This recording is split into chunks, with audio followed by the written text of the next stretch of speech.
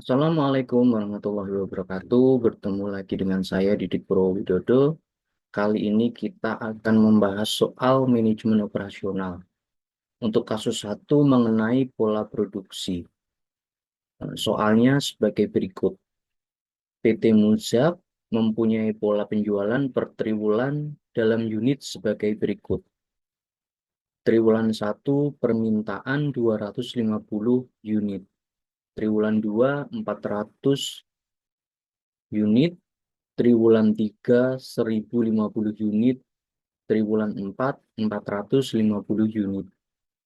Perusahaan akan memenuhi penjualan tersebut dengan salah satu alternatif pola produksi berikut ini. A. Pola produksi konstan pada tingkat 500 unit per triwulan. B. Pola yang bergelombang dengan mengikuti pola penjualan. C. Pola produksi moderat dengan ketentuan bahwa untuk triwulan 1 dan 2 berproduksi pada tingkat 450 unit. Dan kemudian pada triwulan 3 dan 4 berproduksi pada tingkat 850 unit. Informasi lain yang ada dalam perusahaan adalah sebagai berikut. 1. Kapasitas maksimum 1000 unit per triwulan. 2. Biaya simpan Rp100 per unit per triwulan. 3. Biaya perputaran tenaga kerja sebesar Rp4.000 untuk setiap kenaikan produksi sebesar 200 unit. Penurunan produksi tidak menimbulkan biaya labor turnover, sedangkan biaya subkontrak sebesar Rp2.000 per unit. 4. Upah lembur sebesar Rp1.000 harus dibayarkan apabila hasil produksi lebih dari 700 unit.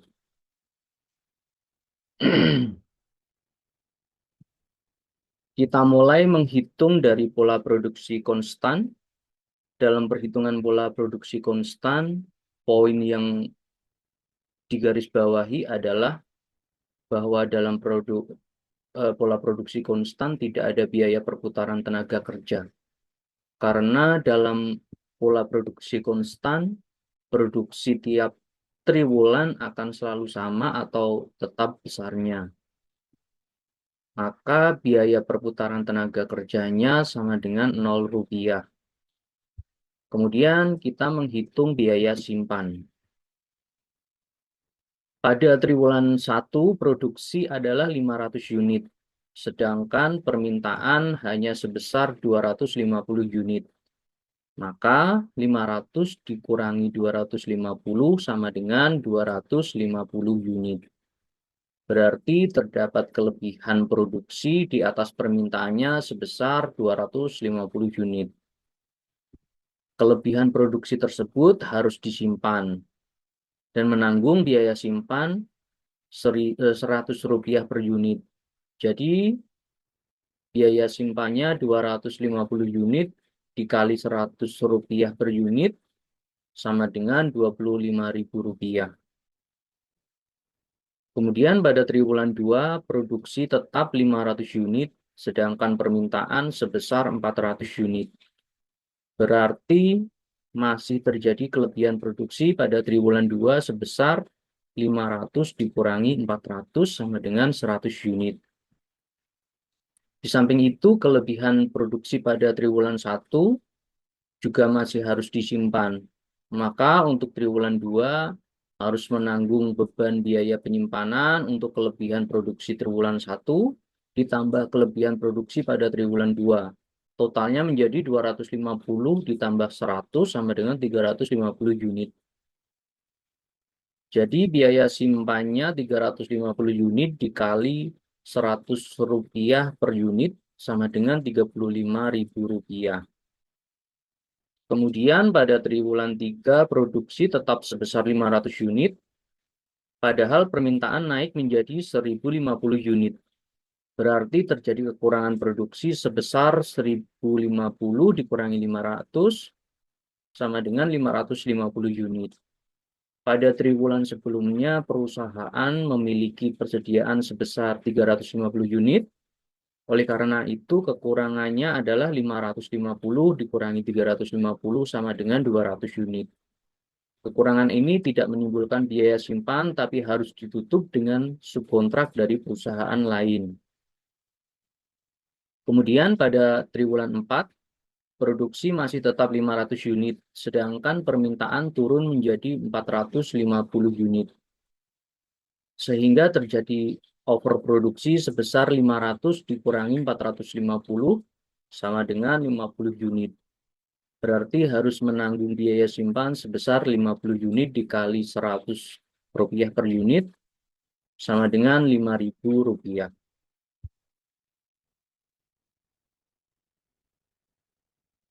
Maka jika ditotalkan biaya simpannya adalah biaya simpan triwulan 1 ditambah biaya simpan triwulan 2 ditambah biaya simpan triwulan 3 sama dengan 25.000 ditambah 35.000 ditambah 5.000 sama dengan 65.000 rupiah. Yang ketiga, kita menghitung biaya subkontrak. Biaya subkontrak akan terjadi apabila perusahaan mengalami kekurangan produksi untuk menutupi permintaan. Hal tersebut terjadi pada triwulan 3, di mana produksi hanya 500 unit, sedangkan permintaan naik menjadi 1.050 unit.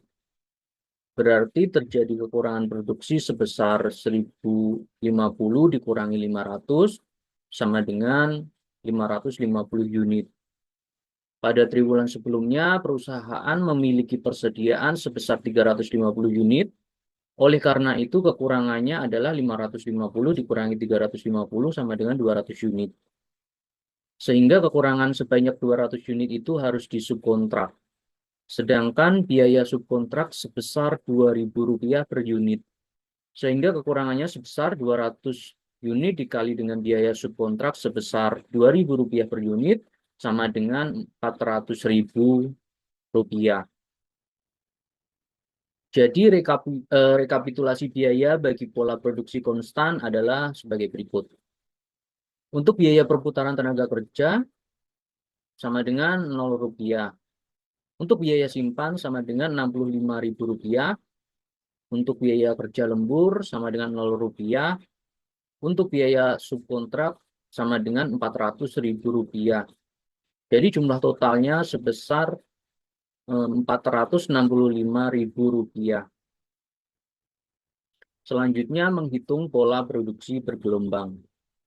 Dalam menghitung pola produksi bergelombang, poin yang harus digarisbawahi adalah bahwa dalam pola produksi bergelombang tidak ada biaya simpan, karena produksi selalu mengikuti permintaannya. Sehingga tidak pernah terdapat adanya kelebihan produksi di atas permintaan yang harus disimpannya. Sehingga untuk biaya simpan sama dengan Rp0. Kemudian kita menghitung untuk biaya perputaran tenaga kerja.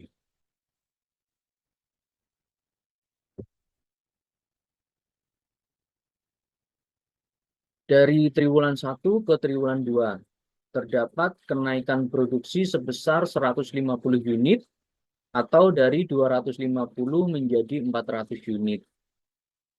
Untuk setiap kenaikan produksi sebesar 200 unit, akan menanggung biaya perputaran tenaga kerja sebesar Rp4.000. Jadi biaya perputaran tenaga kerjanya sama dengan 150 dibagi 200 dikali 4.000 sama dengan Rp3.000. Kemudian dari triwulan 2 ke triwulan 3 terdapat lagi kenaikan produksi sebesar 600 unit atau dari 400 unit menjadi 1.000 unit. Karena kapasitas maksimum 1.000 unit per triwulan. Untuk setiap kenaikan produksi sebesar 200 unit, akan menanggung biaya perputaran tenaga kerja sebesar Rp4.000. Jadi biaya perputaran tenaga kerja sama dengan 600 dibagi 200 dikali 4.000 sama dengan Rp12.000. Kemudian dari triwulan 3 ke triwulan 4, terdapat penurunan produksi dari 1.000 unit, kapasitas maksimum 1.000 unit per triwulan, menjadi 4.000 unit.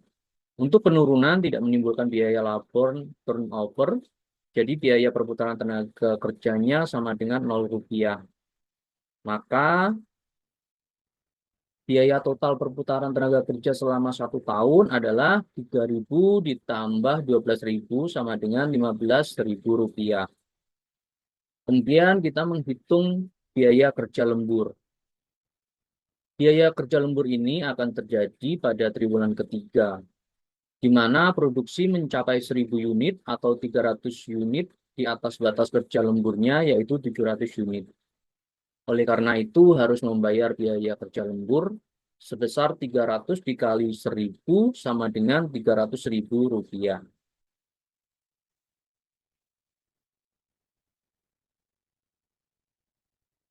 Kemudian biaya subkontrak.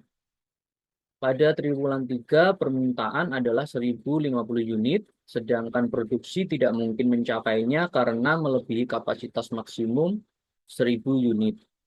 Maka terjadi kekurangan 50 unit dan harus ditutup dengan subkontrak. Maka biaya subkontrak yang ditanggung sebesar 50 dikali 12.000 sama dengan 100.000 rupiah. Jadi rekapitulasi biaya bagi pola produksi bergelombang adalah sebagai berikut. Untuk biaya perputaran tenaga kerja sama dengan 15.000 rupiah. Untuk biaya simpan sama dengan 0 rupiah. Biaya kerja lembur sama dengan 300.000 rupiah. Dan untuk biaya subkontrak sama dengan 100.000 rupiah. Jumlah totalnya sebesar 415.000 rupiah. Selanjutnya menghitung pola produksi moderat. Untuk biaya perputaran tenaga kerja, dari triwulan 1 ke triwulan 3 terdapat kenaikan produksi dari 450 unit menjadi 850 unit, atau kenaikan sebesar 400 unit. Padahal tiap kenaikan produksi akan mengakibatkan biaya perputaran tenaga kerja sebesar 4.000 rupiah untuk setiap kenaikan produksi sebesar 200 unit. Oleh karena itu, terdapat biaya perputaran tenaga kerja sebesar 400 dibagi 200 dikali 4.000 sama dengan 8.000 rupiah. Kemudian menghitung biaya simpan. Pada triwulan 1 terdapat kelebihan produksi di atas permintaan, yaitu 450 dikurangi 250 sama dengan 200 unit. Jadi harus menanggung biaya simpan sebesar 200 dikali 100 sama dengan 20.000 rupiah. Kemudian pada triwulan 2 terdapat kelebihan produksi di atas permintaan, yaitu 450 unit, sedangkan produksi hanya 400 unit. Jadi terdapat kelebihan 50 unit. Di samping itu, kelebihan produksi pada triwulan 1 juga masih harus disimpan. Maka untuk triwulan 2 harus menanggung beban biaya penyimpanan untuk kelebihan produksi triwulan 1, ditambah kelebihan produksi pada triwulan 2, maka 200 ditambah 50 sama dengan 250 unit. Jadi biaya simpannya 250 unit dikali 100 rupiah per unit sama dengan 25.000 rupiah. Kemudian triwulan 3 produksi sebesar 850 unit, sedangkan permintaan sebesar 1.050 unit. Jadi kekurangan sebesar 200 unit. Akan tetapi pada triwulan sebelumnya perusahaan masih memiliki persediaan sebesar 250 unit. Oleh karena itu terdapat kelebihan produksi sebesar 50 unit. Jadi harus menanggung biaya simpan sebesar 50 unit dikali 100 rupiah per unit sama dengan 5.000 rupiah. Kemudian pada triwulan 4 terdapat kelebihan produksi yaitu 850 dikurangi 450 sama dengan 400 unit. Karena pada triwulan 3 masih memiliki persediaan sebesar 50 unit, maka total biaya simpan adalah 400 ditambah 50 sama dengan 450 unit. Jadi biaya simpannya 450 unit dikali 100 rupiah per unit sama dengan 45.000 rupiah. Maka jika ditotalkan biaya simpannya adalah biaya simpan triwulan 1 ditambah biaya simpan triwulan 2, ditambah biaya simpan triwulan 3, ditambah biaya simpan triwulan 4 sama dengan 20.000 ditambah 25.000 ditambah 5.000 ditambah 45.000 sama dengan 95.000 rupiah. Kemudian kita menghitung biaya kerja lembur. Kerja lembur terjadi pada triwulan 3 dan 4 karena pada saat itu produksi melebihi 700 unit. Jadi masing-masing triwulan menanggung biaya kerja lembur untuk kelebihan di atas 700 unit itu sebesar Rp1.000 tiap unit. Pada triwulan 3 biaya kerja lemburnya sama dengan 150 dikali Rp1.000 sama dengan Rp150.000.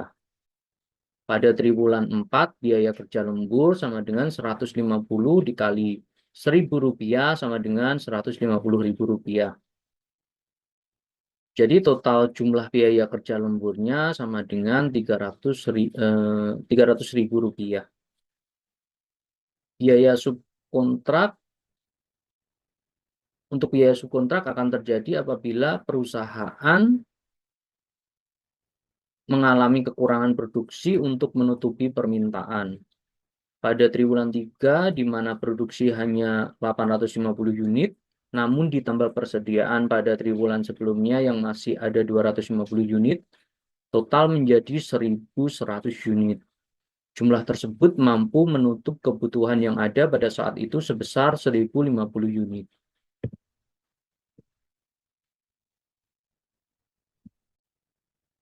Jadi rekapitulasi biaya bagi pola produksi moderat adalah sebagai berikut. Untuk biaya perputaran tenaga kerja sama dengan Rp8.000. Untuk biaya simpan Rp95.000. Biaya kerja lembur sama dengan Rp300.000. Biaya subkontrak sama dengan Rp0. Maka jumlah totalnya Rp403.000. Total biaya atau incremental cost masing-masing pola produksi untuk pola produksi konstan adalah Rp465.000. Untuk pola produksi bergelombang sebesar Rp415.000. Untuk pola produksi moderat sebesar Rp403.000. Jadi pola produksi yang cocok bagi PT Muzak adalah pola produksi moderat. Karena total biaya tambahan yang terdiri dari biaya perputaran tenaga kerja, biaya simpan, biaya lembur, dan biaya subkontrak yang dikeluarkan lebih rendah dibanding jika menggunakan pola produksi konstan maupun pola produksi bergelombang.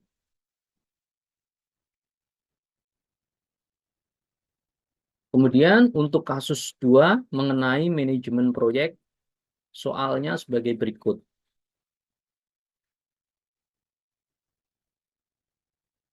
Perkiraan waktu untuk proyek pembuatan lini produksi pada sebuah pabrik elektronik di Tangerang adalah sebagai berikut. Kegiatan A, waktu 6 jam. Pendahulunya tidak ada. Kegiatan B, waktu 7 jam, pendahulunya juga 0. Kegiatan C, waktu 5 jam, pendahulunya A. Kegiatan D, waktu 6 jam, pendahulu B dan C. Kegiatan E, waktu 5 jam, pendahulu B dan C. Kegiatan F, waktu 8 jam, pendahulu D. Kegiatan G, waktu 4 jam, pendahulu E dan F. Anda diminta 1. Menggambarkan jaringan proyek, 2. Hitung slack time-nya dan tunjukkan jalur kritis pada proyek ini.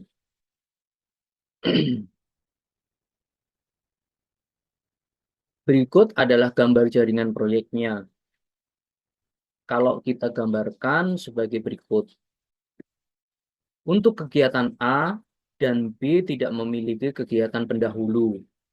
Kemudian kegiatan C memiliki kegiatan pendahulunya A.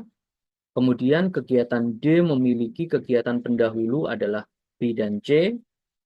Kemudian kegiatan E memiliki kegiatan pendahulu B dan C.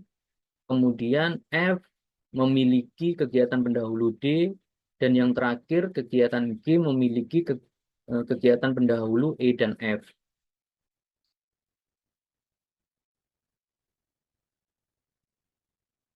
Kemudian start di 00, mulai karena kegiatan awalnya A dan B, kita hitung forwardnya yang berarti ditambah. Untuk kegiatan A, karena merupakan kegiatan awal, ESA sama dengan 0, untuk EFA sama dengan ESA ditambah waktu, sama dengan 0 ditambah 6, sama dengan 6. Kegiatan B, karena merupakan kegiatan awal, sama kayak kegiatan A, maka ESB sama dengan 0, untuk EFB sama dengan ESB ditambah waktu, sama dengan 0 ditambah 7, sama dengan 7. Kemudian kegiatan C, pendahulunya A, maka ESC sama dengan EFA, sama dengan 6. Untuk EFC sama dengan ESC ditambah waktu sama dengan 6 ditambah 5 sama dengan 11. Kemudian kegiatan D pendahulunya B dan C. Karena ada dua kegiatan, maka dipilih EF yang paling besar yaitu EFC. Maka ESD sama dengan EFC sama dengan 11. Untuk EFD sama dengan ESD ditambah waktu sama dengan 11 ditambah 6 sama dengan 17. Kemudian kegiatan E, pendahulunya B dan C. Karena ada dua kegiatan, maka dipilih EF yang paling besar yaitu EFC. Maka ESE sama dengan EFC, sama dengan 11. Untuk EFE sama dengan ESE ditambah waktu, sama dengan 11 ditambah 5, sama dengan 16. Kemudian kegiatan F, pendahulunya D. Maka ESF sama dengan EFC.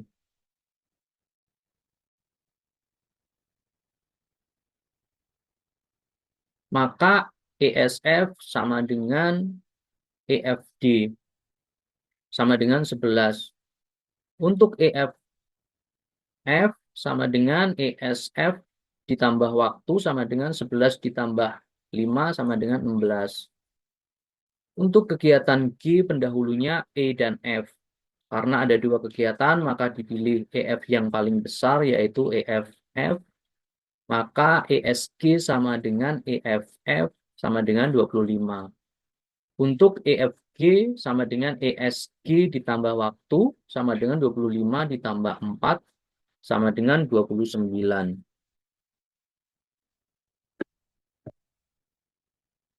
Setelah selesai kita backward atau hitung mundur. Kita mulai dari kegiatan G yang merupakan kegiatan terakhir. Maka LSG sama dengan ESG sama dengan 25. Untuk LFG sama dengan EFG sama dengan 29. Kemudian kegiatan F, karena pendahulu dari G, maka LFF sama dengan LSG, sama dengan 25. Untuk LSF sama dengan LFF dikurangi waktu sama dengan 25 dikurangi 8 sama dengan 17. Kemudian kegiatan E, karena pendahulu dari G, maka LFE sama dengan LSG, sama dengan 25. Untuk LSE sama dengan LFE dikurangi waktu sama dengan 25 dikurangi 5 sama dengan 20. Kemudian kegiatan D, karena pendahulu dari F, maka LFD sama dengan LSF sama dengan 17. Untuk LSD sama dengan LFD dikurangi waktu sama dengan 17 dikurangi 6 sama dengan 11. Kemudian kegiatan C, karena pendahulu dari D dan E, karena ada dua kegiatan, maka dipilih LS yang paling kecil yaitu LSD. Maka LFC sama dengan LSD sama dengan 11. Untuk LSC sama dengan LFC dikurangi waktu sama dengan 11 dikurangi 5 sama dengan 6. Kemudian kegiatan B karena pendahulu dari D dan E. Karena ada dua kegiatan maka dipilih LS yang paling kecil yaitu LSD. Maka LFB sama dengan LSD sama dengan 11. Untuk LSB sama dengan LFB dikurangi waktu sama dengan 11 dikurangi 7 sama dengan 4. Kemudian kegiatan A karena pendahulu dari C maka LFA sama dengan LSC sama dengan 6. Untuk LSA sama dengan LFA dikurangi waktu sama dengan 6 dikurangi 6 sama dengan 0. Untuk menghitung waktu slack maka LS dikurangi ES atau LF dikurangi EF. Setelah kita masukkan datanya kegiatan A sampai G, kita masukkan data ES, EF, LS, dan LF. Maka hasilnya bisa kita lihat di tabel. Yang tidak memiliki waktu slack adalah A, C, D, F, dan G. Slacknya sama dengan 0 atau dia tidak memiliki waktu menganggur atau dia tidak bisa diundur atau harus selesai tepat waktu. Inilah yang dinamakan jalur kritis. Demikianlah pembahasan soal manajemen operasional mengenai pola produksi dan manajemen proyek. Bertemu lagi di lain kesempatan. Wassalamualaikum warahmatullahi wabarakatuh.